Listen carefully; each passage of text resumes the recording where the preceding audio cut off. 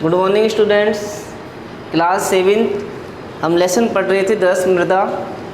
तो मृदा का निर्माण कैसे होता है, मृदा किसे कहते हैं, मृदा की कौन कौन से प्रकार है, ये आपने पहले पढ़ लिए थे। आज हम पढ़ेंगे मृदा के गुण कि भाई इसकी अंतःस्रवण दर किसे कहते हैं, अवशोषित कैसे करता है, नमी क्या है, तो ये आज हम पढ़ेंगे इसमें।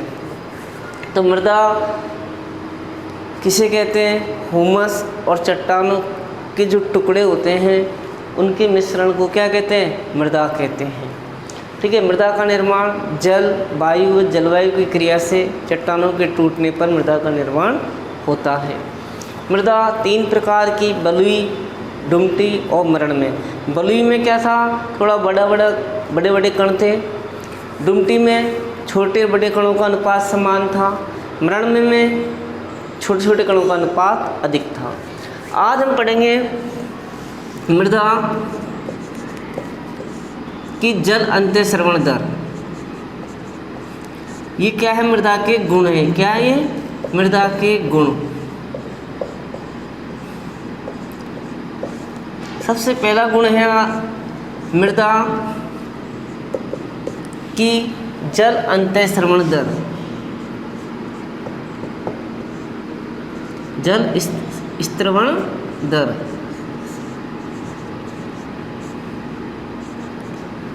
तो मृदा की जल स्रवण दर क्या होती है, किसे कहते हैं, ये पढ़ेंगे। सबसे पहले आप देखिए मृदा की जल अंतःस्रवण दर ज्ञात करने का फॉर्मूला क्या है और इसकी परिभाषा क्या, वो देखिए। फिर हम इसको एक क्रियाकलाप से समझेंगे। तो मृदा की जल अंतःस्रवण दर क्या होती है, प्रति मिनट का मतलब क्या होता है, 1 मिनट। तो प्रति मिनट में मृदा द्वारा जल अवशोषित, क्या अवशोषित, जल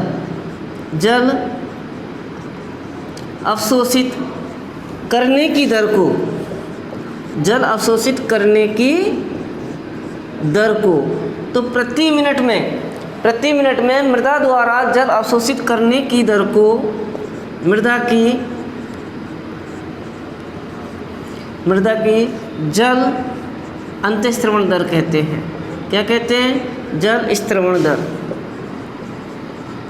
जल स्रवण दर कहते हैं।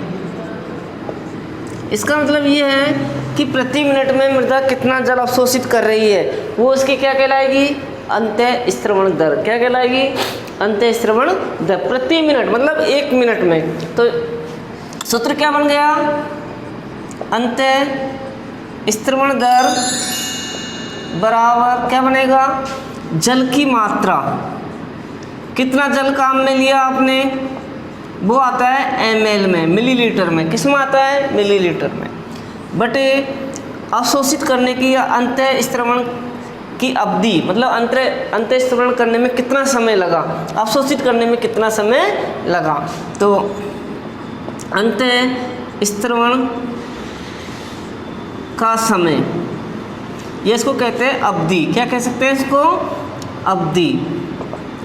तो अंतःस्रवण दर बराबर जल की मात्रा बटे अंतःस्रवण का समय या अवधि इंटू परसेंट निकालनी है, दर निकालनी है, तो हम इंटू 100 से कर देंगे। मान लो परसेंट निकालनी है, कितना परसेंट इसने अवशोषित किया, तो क्या करेंगे हम इसमें 100 से मल्टीप्लाई कर देंगे। यदि हमको केवल अंतःस्रवण दर निकालनी है, प्रतिशत पूछे, 100 से इंटू नहीं है, तो जल की मात्रा बटे अंतःस्रवण की अवधि का समय। समझ में आ गई परिभाषा। प्रति मिनट में मृदा द्वारा जल अवशोषित करने की दर को मृदा की जल अंतःस्रवण दर कहते हैं। अंतःस्रवण दर बराबर होता है जल की मात्रा बटे मात्रा को अवशोषित करने में लगा समय। अब आपको एक क्वेश्चन दे दिया जाए, जैसे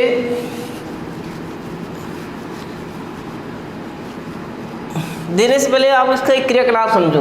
अब क्रियाकलाप से इस प्रयोग को समझते हैं। जैसे हमने ये एक मृदा का क्षेत्र चुन लिया, एक नमूना चुन लिया, मृदा का एक क्षेत्र चुन लिया। इसमें क्या किया हमने, एक पाइप लगा दिया, समान पाइप लगा दिया। इस पाइप के अंदर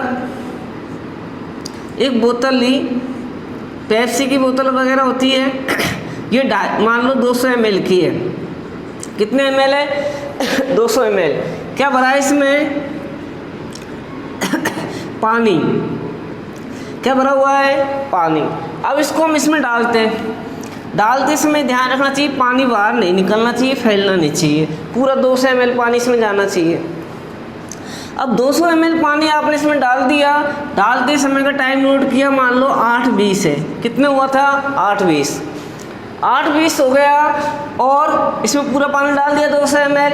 इसको अवशोषित करने में मान लो अवशोषित करते लास्ट जब आपने देखा कि कंप्लीट अवशोषित हो चुका है, वो टाइम हुआ 8:40। क्या हो गया 8:40।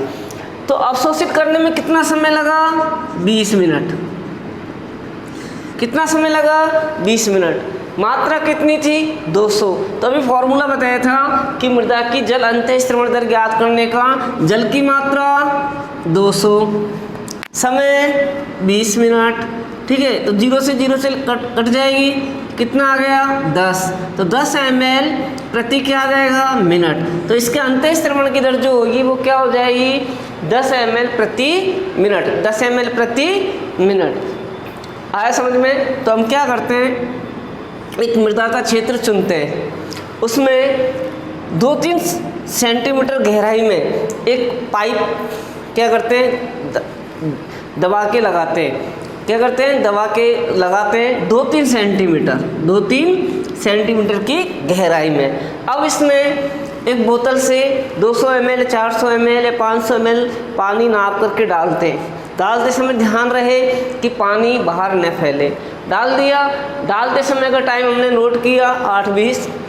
इसको पूर्ण रूप से अवशोषित करने में लगा समय नोट किया 8:40।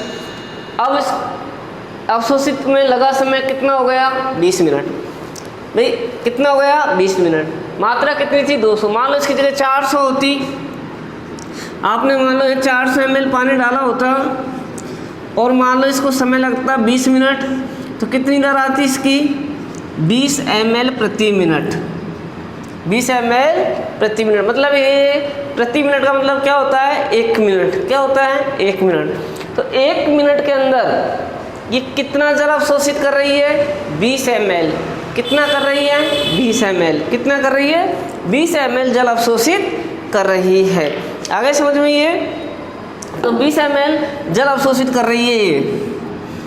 तो फिर समझिए एक बार दोबारा इसको।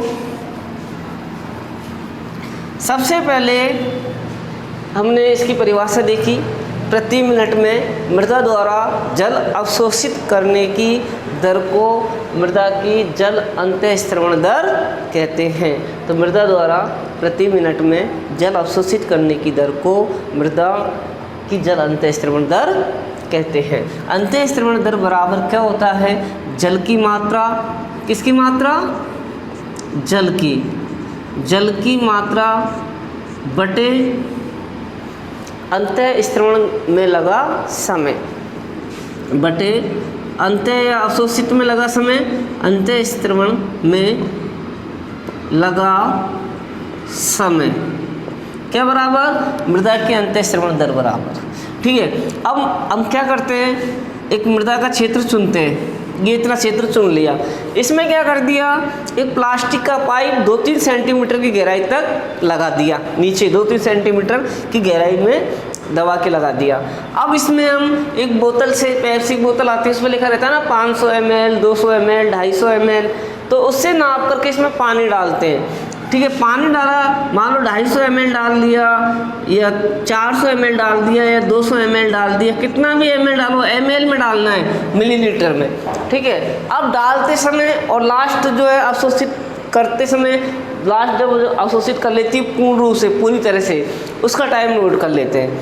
अब बोलो प्रारंभ और लास्ट वाले टाइम की टाइम, प्रारंभ मान लो 8:20 था और लास्ट 8:40 है, तो इसको अवशोषित करने में कितना समय लग गया, 40 में से 20 गए तो 20 मिनट लगी। तो 20 मिनट को ये अवशोषित करने में समय हो गया इसका 20। जल की मात्रा कितनी होगी, मान लो 200 है, तो 0 से 0 कैंसिल हो जाएगा, क्या आ जाएगा 10 ml प्रति मिनट, 10 ml प्रति मिनट। आगे समझ में। तो कुछ नहीं है, एक मृदा का एक क्षेत्र चुनते हैं छोटा सा, ये छोटा सा क्षेत्र चुन लिया, इसमें एक प्लास्टिक का पाइप लगाते हैं, पाइप में पाइप को 2-3 सेंटीमीटर गहराई में लगाते हैं। इसके अंदर एक बोतल से नापकर 200 ml या 400 ml पानी डालते हैं। पानी डालते समय ध्यान रखते हैं कि ये बाहर फैले नहीं।